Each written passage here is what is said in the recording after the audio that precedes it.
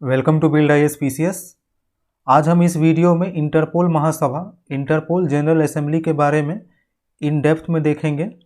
इसमें हम इंटरपोल क्या है, इंटरपोल कैसे काम करता है और इसके मुख्य कार्य और विभिन्न नोटिस जो इंटरपोल जारी करती है, इन सभी को एक एक करके देखेंगे। आइए सबसे पहले देखते हैं इंटरपोल चर्चा में क्यों है। अभी हाल में ही 18 से 21 अक्टूबर 2022 तक दिल्ली के प्रगति मैदान में अंतर्राष्ट्रीय आपराधिक पुलिस संगठन इंटरनेशनल क्रिमिनल पुलिस ऑर्गेनाइजेशन, जिसे इंटरपोल भी बोला जाता है, इसकी 90वीं महासभा की बैठक दिल्ली में हुई। इसका उद्घाटन माननीय प्रधानमंत्री श्री नरेंद्र मोदी ने किया और इसका समापन गृह मंत्री श्री अमित शाह के संबोधन के साथ हुआ।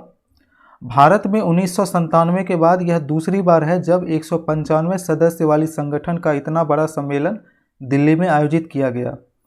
आइए जानते हैं इंटरपोल महासभा 2022 के प्रमुख बिंदुओं को।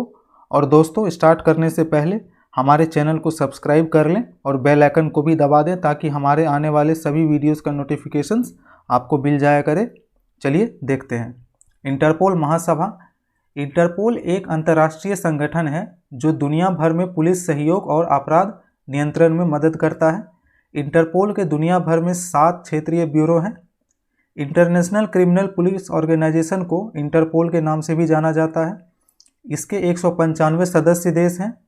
इसकी स्थापना 7 सितंबर 1923 को की गई थी। इसका मुख्यालय लियोन, फ्रांस में स्थित है। वर्तमान में इसके अध्यक्ष जनरल अहमद नसीर अल रईसी और इसके महासचिव जर्गन स्टॉक हैं। 90वीं इंटरपोल महासभा 2022 का आयोजन के बारे में देखते हैं। इंटरपोल की 90वीं महासभा 18 से 21 अक्टूबर तक की गई। इंटरपोल बैठक 2022 में 195 इंटरपोल सदस्य देशों के प्रतिनिधि मंडल शामिल हुए, जिनमें मंत्री, देशों के पुलिस प्रमुख, राष्ट्रीय केंद्रीय ब्यूरो के प्रमुख तथा वरिष्ठ पुलिस अधिकारी शामिल हुए। इंटरपोल ने दिल्ली में आयोजित 90वीं महासभा के दौरान दुनिया भर में कानून प्रवर्तन के लिए विशेष रूप से डिजाइन किए गए पहले मेटावर्स को लॉन्च किया। इसकी मदद से इंटरपोल के मुख्यालय से सीधे जुड़ा जा सकता है। साथ ही किसी भी इंटरनेशनल मामले से जुड़ी किसी भी जानकारी को साझा किया जा सकता है। मेटावर्स की मदद से इंटरपोल मुख्यालय से वर्चुअल माध्यम वहां कार्य कर रहे अधिकारियों से सीधे जुड़ा जा सकता है। इस मेटावर्स की मदद से फॉरेंसिक जांच और अन्य पुलिस कौशल में प्रशिक्षण पाठ्यक्रम से सीधे जुड़ा जा सकता है। इस नई सुविधा को इंटरपोल के सुरक्षित क्लाउड में के माध्यम से प्रदान की गई है। यह वर्तमान में इंटरपोल के 195 सदस्य देशों के कानून प्रवर्तन अधिकारियों द्वारा उपयोग के लिए पूरी तरह से कार्य करेगा।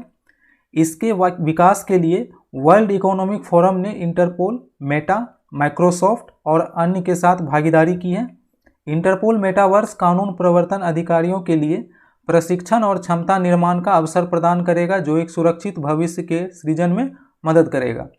यह इंटरपोल के सदस्यों देशों को एक मंच पर लाने का काम करेगा। चलिए अब देखते हैं इंटरपोल क्या है।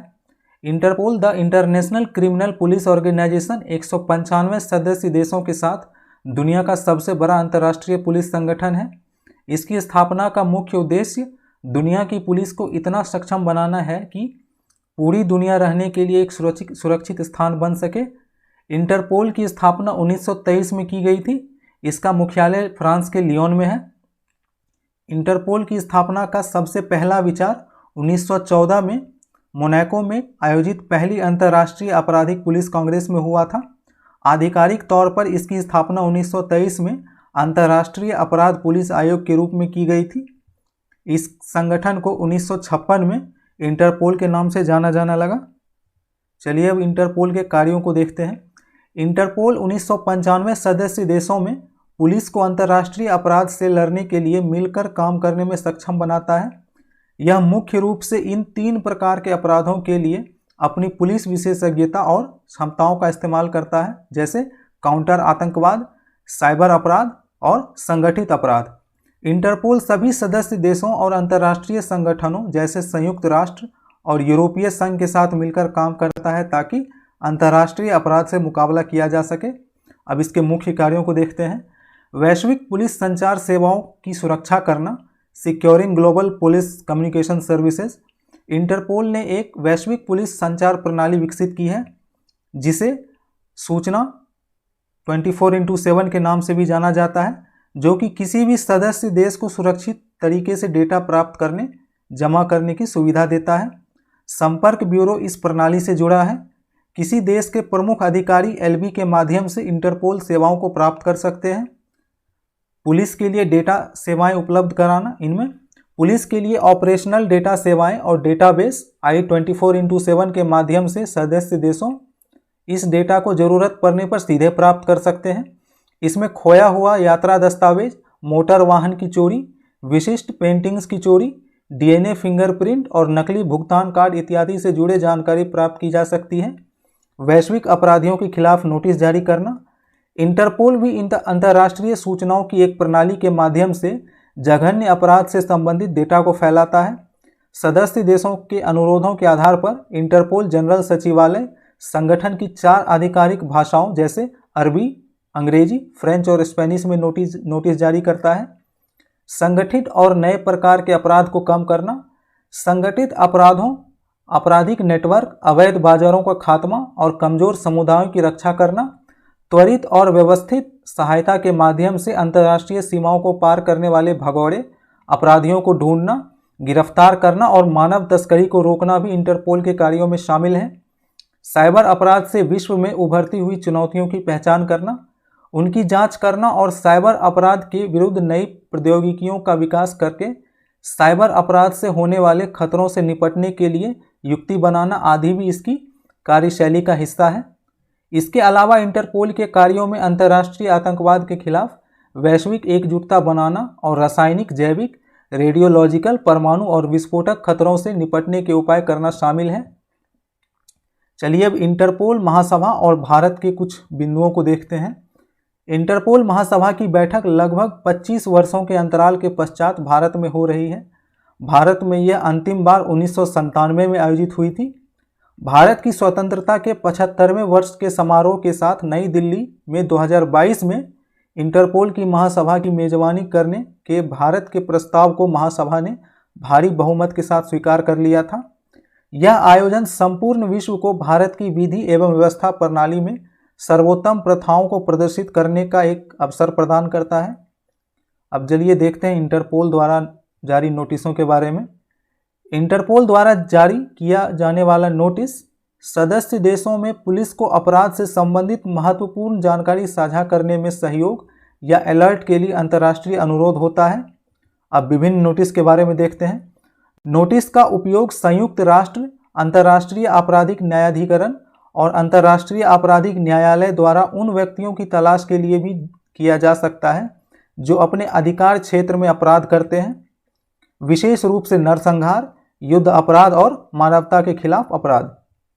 नोटिस के प्रकारों को देखते हैं। इंटरपोल द्वारा मुख्यतः 7 प्रकार के नोटिस जारी किए जाते हैं, जिनमें रेड नोटिस, यह नोटिस सभी इंटरपोल सदस्य देशों में संदिग्धों को ट्रैक करने और गिरफ्तार करने के लिए सुरक्षा एजेंसियों को अनुमति देता है ताकि उनके खिलाफ प्रत्यर्पण की कार्रवाई शुरू की जा सके। येलो नोटिस, लापता नाबालिगों को खोजने या उन व्यक्तियों की पहचान करने जो स्वयं को पहचानने में असमर्थ हैं, इसके मदद के लिए येलो नोटिस जारी किया जाता है। ग्रीन नोटिस, किसी ऐसे व्यक्ति की आपराधिक गतिविधियों के बारे में चेतावनी जारी करना जिसे सार्वजनिक सुरक्षा के लिए संभावित खतरा माना जाता है। ऑरेंज नोटिस, किसी घटना, व्यक्ति, वस्तु या प्रक्रिया को सार्वजनिक सुरक्षा के लिए एक गंभीर और आसन्न खतरा मानकर चेतावनी देने के लिए ऑरेंज नोटिस जारी किया जाता है। पर्पल नोटिस, अपराधियों द्वारा उपयोग किए जाने वाले स्थानों, प्रक्रियाओं, वस्तुओं, उपकरणों या उनके छिपने के स्थानों के बारे में जानकारी प्रदान करने के लिए पर्पल नोटिस जारी किया जाता है।